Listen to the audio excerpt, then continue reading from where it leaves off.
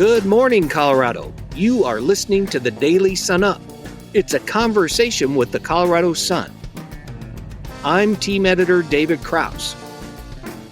Before we jump into today's conversation, here is a quick message from our sponsor. Denver Golf has 8 venues to choose from right in your backyard. From urban golf settings to mountain vistas, you'll find it all at Denver Golf. Plus, Denver Golf has programs and events to fit every golfer. No matter where you live in Denver, there's a venue near you. Come home to play. Denver Golf is your neighborhood course. Headed to the mountains? Before you hit I-70, visit goI70.com for the latest travel tips, real-time road info, and insider advice to help you beat the rush. Plan smarter, travel smoother, and spend more time where you want to be. GoI70.com. More mountains, less traffic. Ready for your next adventure? SCP Wild-Free Colorado Springs Hotel is a reimagined vintage motel and base camp for those who wander with purpose and return with stories. Dog-friendly, planet-conscious, and rooted in our Colorado community. Explore SCP Wild-Free Colorado Springs Hotel and book your unforgettable summer travel today at scphotel.com/Colorado Springs. Now, back to the show.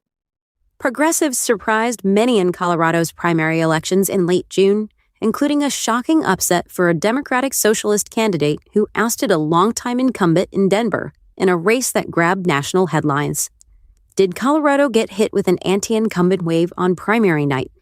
Colorado Sun elections editor Jesse Paul and Colorado Public Radio public affairs reporters Bente Birkeland and Caitlyn Kim discuss what the shakeups say about politics in Colorado in this conversation first broadcast on Purplish. The Purplish podcast is produced by CPR News and the Capital News Alliance, a collaboration between KUNC News, Colorado Public Radio, Rocky Mountain PBS, and the Colorado Sun. I want to talk about kind of the overall election night takeaways. Colorado definitely seemed to get swept up in this anti-incumbent, anti-Washington wave. A few exceptions, but the voter anger was pretty palpable. Yeah, I think the one thing you could say is if you were from Washington, D.C., if you were establishment, if you had held elected office for anywhere close to like double digits, you were not going to really survive. You were going to have a bad time. Well, let's get into those results and let the fun begin. Let's start with one of the night's biggest upsets. This is Congressional District 1. This is Denver's congressional seat. Political newcomer and Democratic Socialist Malat Quiros beat out 15-term incumbent Diana DeGette. I'm about the same age that my dad was when he came to this country. Betting on the promise, he chose Denver to be our home because he knew that this city would welcome us.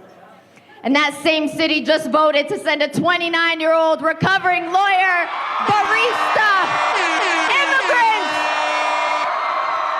Democratic Socialist to Congress! I love the rap horns. Sound effects, Jesse. Yeah, I actually have that one on my phone. Anyways, look, I didn't feel like this was an upset. People were pretty excited about our campaign, but talking about the impact here, it's kind of hard to overstate the political earthquake that this loss was for Diana DeGette. She's the dean of the delegation. She's been in Congress for 30 years. She's fended off so many primary challenges before. And now having Malat Quiros in this seat, in Colorado's safest, I think, congressional seat, means that the state will have a DSA member of Congress and a new leader for the state's progressive movement. Yeah, and Jesse, to sort of build on what you were saying, like, I remember talking to DeGette at one point, and she said she first voted for Pat Schroeder when she was in high school. So that means DeGette, during her entire lifetime, has voted for 2 people for Congress, Pat Schroeder and herself. DeGette did respond to her loss. She said this wasn't the way she wanted to go out, but she was proud of her accomplishments during her time in Congress. She congratulated Quiros and wished her the best. She also went on to say the number one job is standing up to Donald Trump and protecting democracy. I strive every day to be the quintessential legislator, passing bills of my own design and collaborating with colleagues on both sides of the aisle to make a better society for all Americans. Sadly, in our toxic political climate, there seems to be little room for that type of politician anymore. And we did hear a lot of voters say they wanted generational change. They wanted more progressive ideas.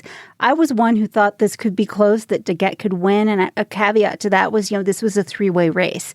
And Wanda James didn't end up making much of an impact. But that was kind of at least a question for me going into this race. All right, well, our producers are yelling at us that we need to describe what DSA is for the Democratic Party. So DSA, if you haven't heard about it before, is the Democratic Socialists of America.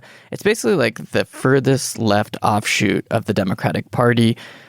Malat Quiros calls herself a Democratic Socialist. She was backed by the DSA branch in Denver, and she really rode on that progressive momentum to beat out DeGette, who honestly is pretty progressive herself. I am going to play devil's advocate here for a second because I know the national media and we are all talking about the DSA and what it means for the sort of the rise of it within the Democratic Party. But some of the things that Malat Quiros ran on are not exactly new ideas, universal health care, childcare, taxing the rich.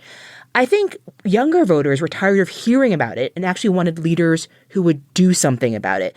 This is what Mele Grabasalase, who grew up with Quiros, had to say about that. I want to say that people want the same things. They want an affordable Denver. They want to be able to live freely without fear of anything happening. They want crime to be low. There are different ways to go about it for sure. So I think she's still open to having the conversation with everyone and not just kind of pushing forward with what some may consider as the most radical opinion. I think the big policy differences we actually see in this cycle is how people feel about the Israeli government. That was a big distinction in this race. Quiros calls the deadly war in Gaza a genocide and campaigned on the fact that she does not think DeGette did enough to push back against Israel. Quiros' entire race was born out of this letter that she wrote when she was working at a law firm. That letter criticized Israel. It ended up getting her fired. It's what brought her back to Denver in the first place. She's refused to call the Boulder firebombing last year anti-Semitic. She's faced a lot of criticism from the Jewish community over her rhetoric. And in terms of actual Israel policy, DeGette has been pushing for a two-state solution, while Quiros says that Israel should no longer be a Jewish-dominated state. Denver is deep blue, but do you think Quiros will shift a little bit more to the center or moderate any approach she's taking for the midterm elections? No, because she doesn't have to, because as you said, Denver is deep blue. She ran left of DeGette, and DeGette was already pretty left, and won, and I don't see her changing her brand.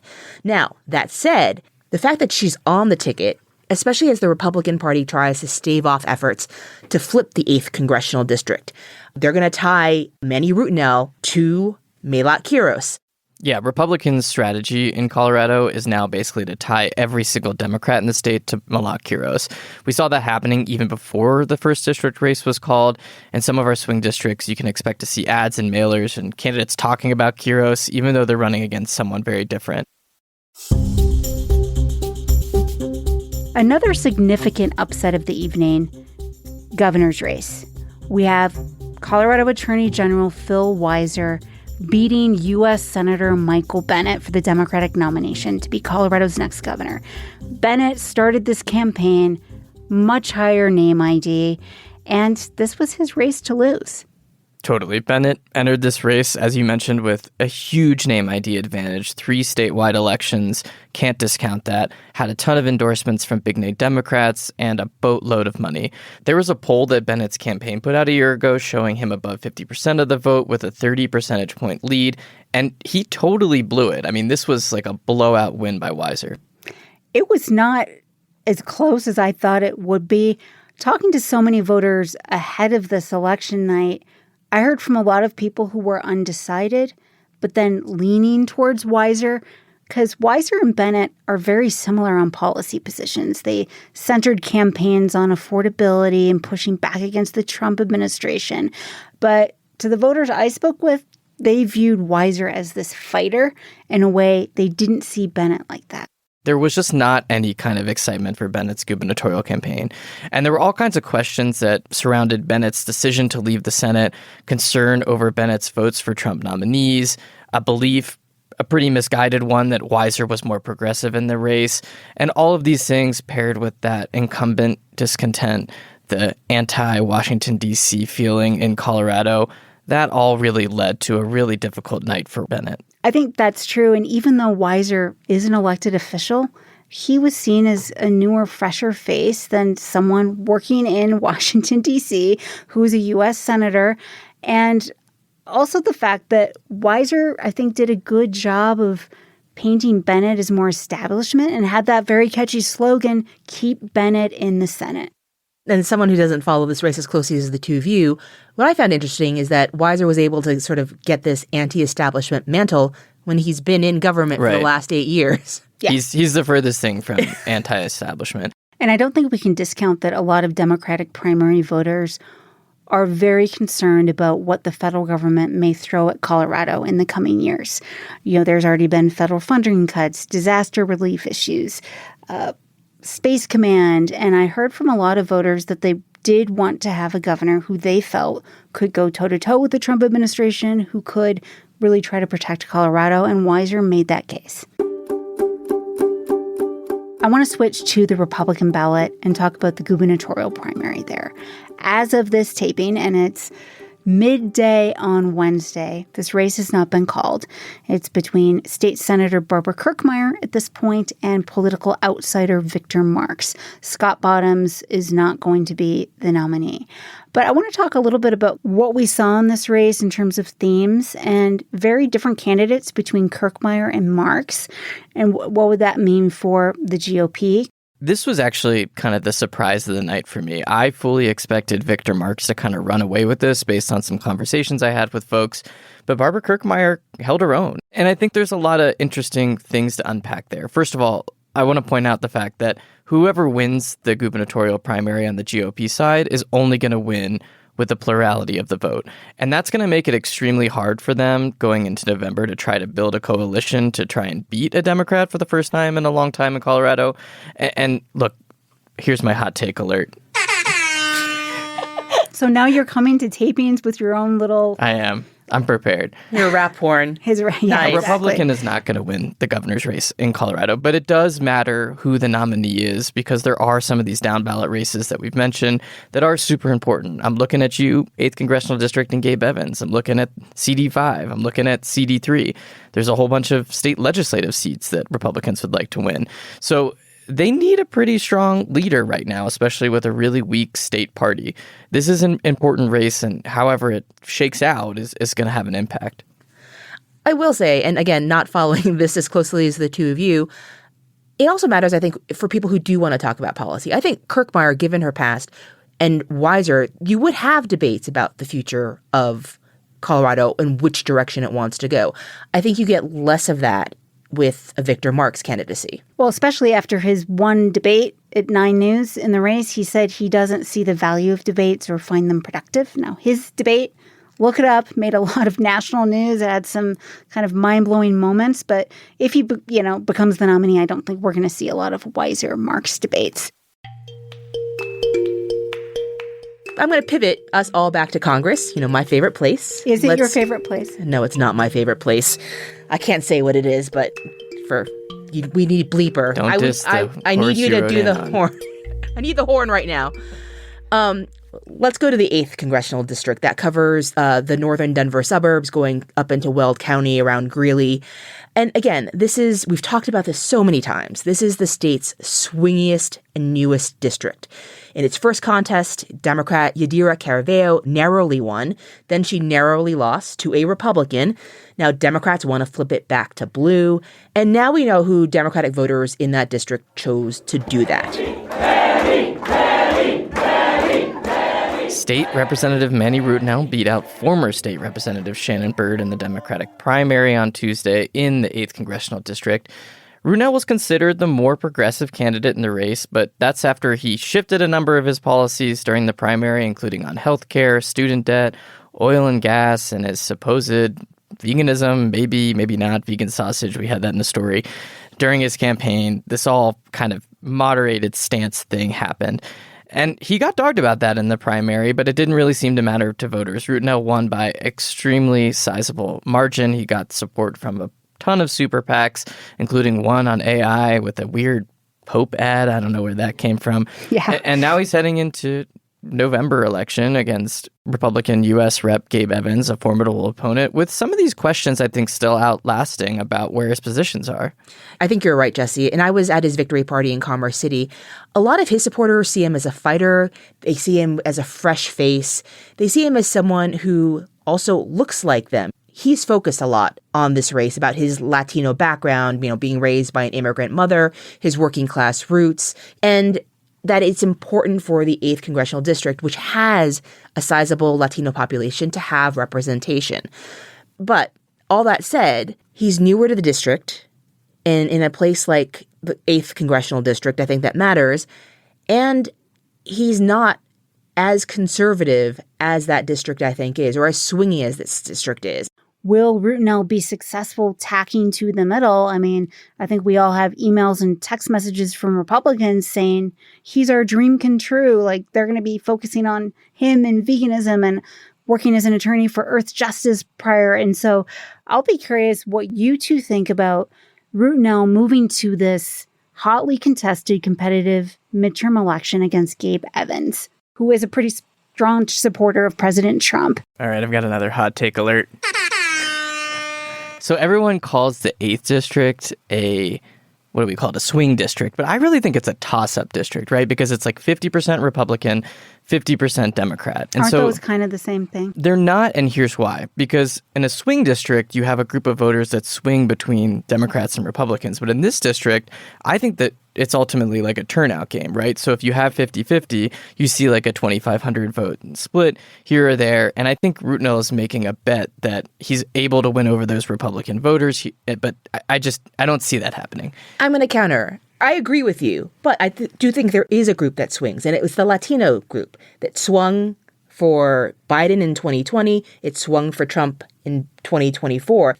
And that's why I think you see both of them leaning into their heritage to try and get that swing, because that I think will matter. I think Caraveo actually lost like 20% of the Latino vote between 2022 and 2024. Yeah, there was a big shift in the demographics. I think for me, the difference would be if you start to see this race split from beyond like a 2,500 vote margin, which is what you saw in CD8 Part 1, CD8 Part 2. If this year, if you see a big swing one way or the other, then I think that would really prove out that theory. And look, this is going to be a trial by fire race for both Routenell and Evans. Like, this is not going to be easy. You've got Routenell, who'll have to deal with the DSA stuff. You're going to have Evans, who's going to have to deal with Trump, who is unpopular in Colorado and in that district, whether or not Republicans want to admit it. And both sides are going to tie the other to these anchors. The question is, how do they try and bubble up and show that they are either separate or beyond that? And I think that's going to be the trick for both of them. And I'm not sure there's an easy path for either, to be perfectly honest. Well, I want to shift to another race we were following and someone who bucked the anti-incumbent trend. That is John Hickenlooper, running for re-election in the U.S. Senate. He faced a Democratic primary challenge from a more progressive candidate, State Senator Julie Gonzalez. Hickenlooper did win by a pretty sizable margin, but maybe a lot closer than some people expected. Yeah, this didn't surprise me. I feel like when I was talking to voters, everyone's like, oh yeah, I like Hick. Maybe I don't know what he's doing in the Senate. I like Hick. He's a known quantity. I think part of the reason that Gonzalez didn't have the success that Melat Quiros had or Phil Weiser is she got into this race late, right? Weiser got in January 2025.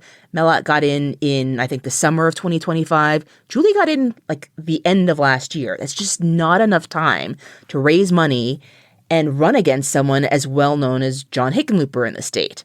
I will say the one thing I think she did do correctly that I think people might disagree with on is cutting her ties to the DSA, right? She had been a long-term, member of that, but when she decided to run for Senate, she cut ties. And to me, that made sense because she's looking to run statewide. And DSA is not going to run statewide in Colorado, which deep blue here, maybe, but still lots of red. Yeah, I don't know if there's a DSA Sterling branch. Or Grand Junction. Right. Or what about Pueblo? Yeah. Right. Look, I think my takeaway from this race is that you have to run a good campaign to win. And Gonzalez just didn't, whether it was getting in late, whether it was not raising enough money, whether it was not picking up enough momentum. A certain someone in my household didn't even know that John Hickenlooper was running for re-election when they opened up their ballot. Will not name any names. My wife. And look, you saw this up and down the ballot. Bennett didn't run a good race. He lost. DeGette didn't run a good race, and she lost. It's easy to say this was just that progressive anti-incumbent wave, but I think there's some more nuance to it, and that kind of bears itself out in the Hickenlooper-Gonzalez outcome.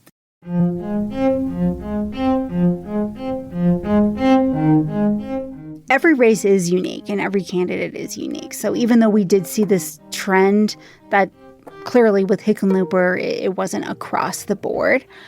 But we're going to also look at how this progressive wave did show up on other parts of the ballot and what it means for the general election and for other congressional districts in the state.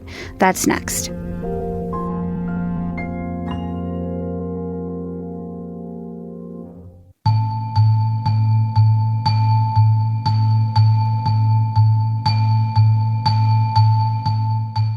Pivoting now to Colorado's largest congressional district geographically.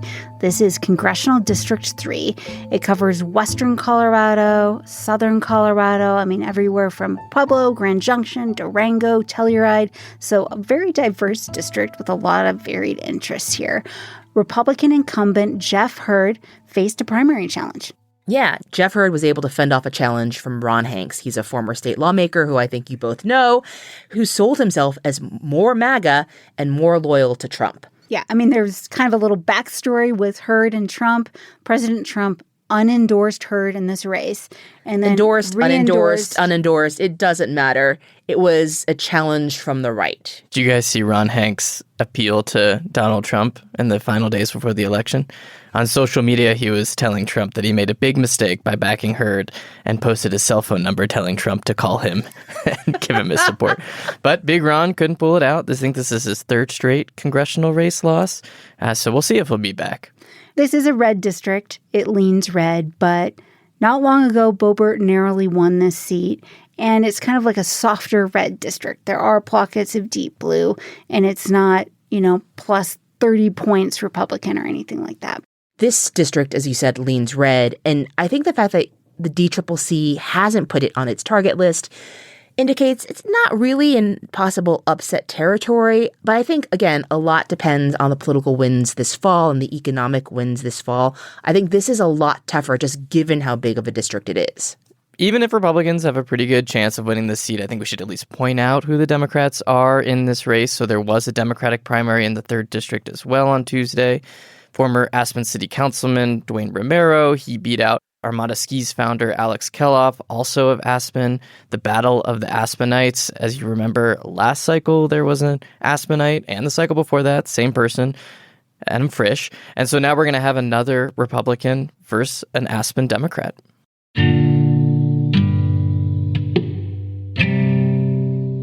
Swinging over to an adjacent district, Congressional District 5. This includes most of El Paso County, incumbent Republican Jeff Crank's seat. He did not face a primary challenge, so this is the Colorado Springs area. It's been a conservative stronghold, but with redistricting, the seat has become more compact, and also Colorado Springs has become more diverse and urban, a little bit more blue. Yeah, so this is the other Jeff in the delegation, Jeff Crank. He's going to face Democrat Jessica Killen, a veteran, was chief of staff for Doug Emhoff, the former second gentleman of the United States. And she beat her primary challenger fairly handily as well. She's got a big campaign war chest. And I think now with redistricting and it has become more compact and more urban, people see the possibility of flipping, especially if you have the right candidate. Yeah, I think I would describe the 5th Congressional District as going from bright red blood to dried blood red, maybe something like that. Like, it's still a red district, right? I went to college in Colorado Springs. I remember when Focus on the Family was the biggest influence down there. So then, what chance does Killen actually have of flipping the seat, in your opinion? So I'm going to call it more of a bruised purple. Okay. It's on the Dems target list. You know, the DCCC, which is the House campaign arm, is actually investing in the race. They're reserving ad time in the fall. And we've seen at least one outside group spend money on an anti-crank ad. So I think all these steps show that at least Democrats are trying to make inroads into the district so that if it's not flippable now, it could be in the future.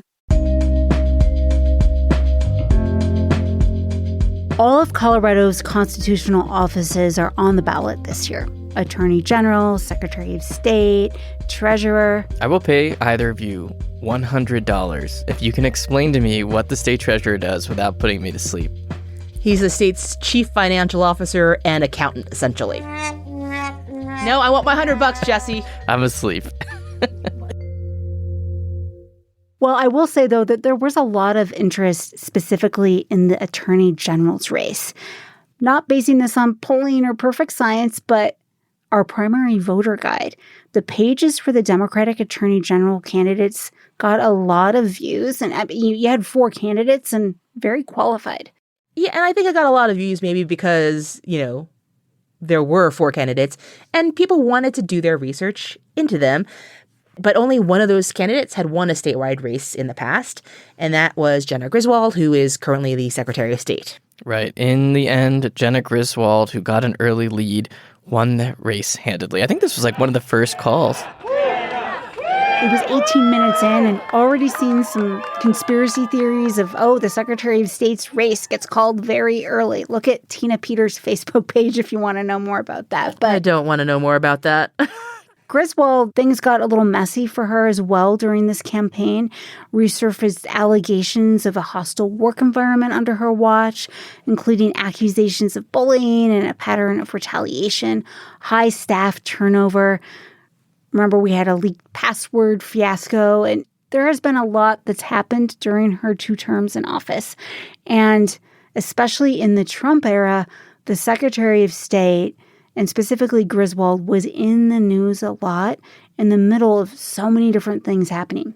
She wanted to be in the news a lot, right? I mean, I think she sought out TV hits and things like that and always wanted to be in the press. And I think that paid off for her. Really, Jenna Griswold has very little legal experience compared to the other candidates in the race. You had Michael Dougherty, who's the Boulder DA, David Seligman, who's a consumer and workers' rights attorney, Hetal Doshi has been a federal prosecutor. They all had a ton of experience.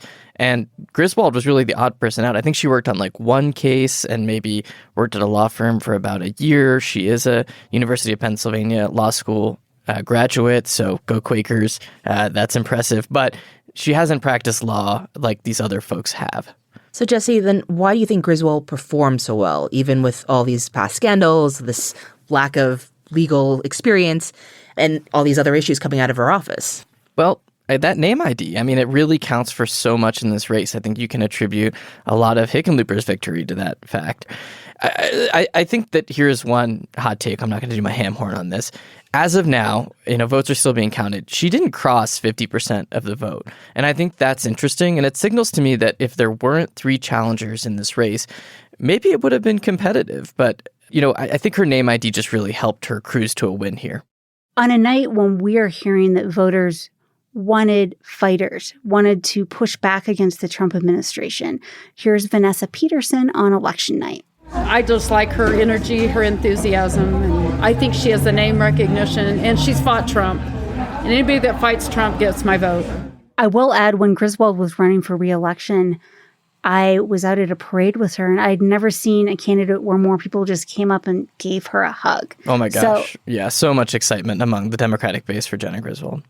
And Griswold will face Republican Michael Allen in the general election. He's El Paso County's district attorney, and he is well respected in the legal community. But like in the governor's race and the U.S. Senate race and every other statewide race, this is a really big long shot for the GOP. As we've talked about before, Republicans have not won a statewide election in Colorado since 2016. Again, though Griswold appears to have some of that deficit in terms of her legal experience, Michael Allen is another person with a deep well of legal experience. It kind of doesn't matter as long as you have a D behind your name. I'm going to bring up a touchy subject. Or, maybe bring on a rant. Uh-oh. We had talked about how the Assembly's didn't matter. Hell But- yeah. I hoped you bring this up. But the assembly candidates ended up winning. All right. I want to clarify what I said, right? So it's important to recognize that the reality is not that you will not win the primary if you win the assembly, the Republican or Democratic assembly. It's just that there's no exact correlation between the two. So take the 1st congressional district where Malat Quiros almost kept Diana DeGette off the ballot at the Democratic assembly in the 1st district.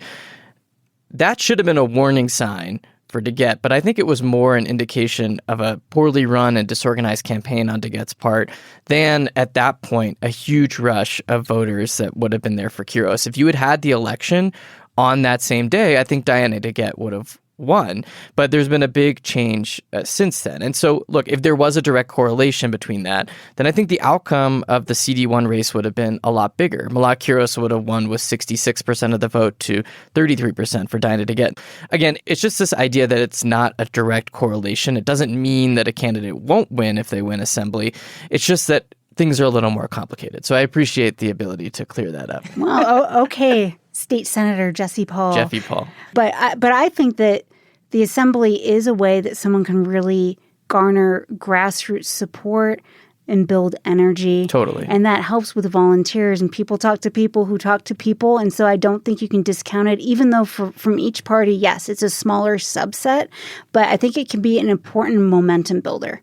I will say, if you win assembly and keep everybody else off the ballot, that is one way that the assembly can be important. I'm looking at you, Jeff Bridges, state senator, future potential treasurer.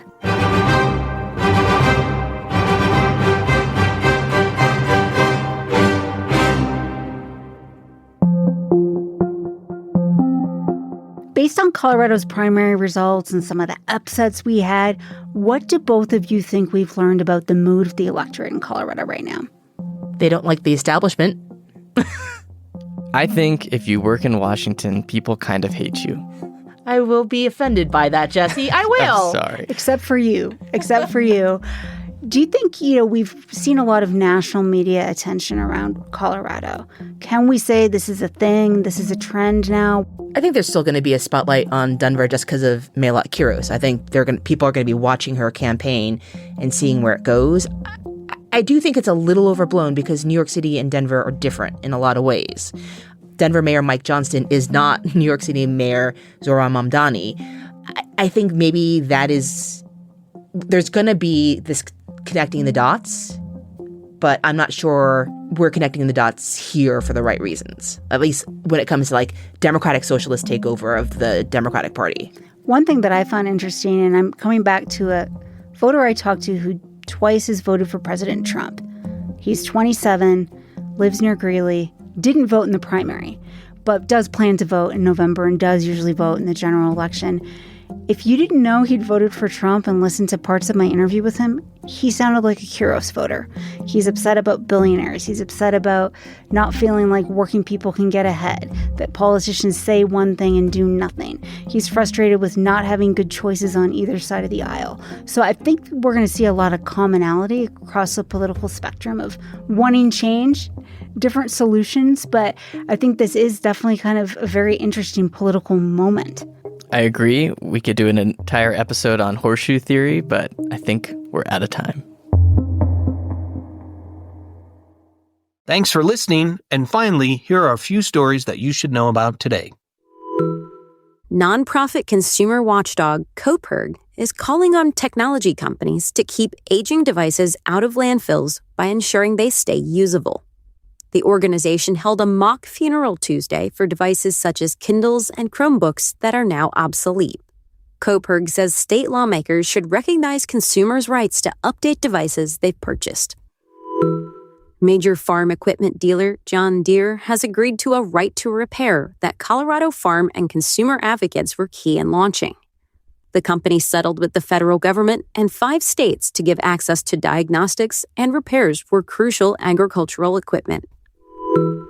Coloradans have found a seemingly infinite number of ways to turn our rugged state into a limitless playground. From burro races to high country ice climbing festivals, there's no shortage of only in Colorado attractions. Check out the latest installment of the Sun's 15-week Colorado 150 series for a rundown on unique sporting events.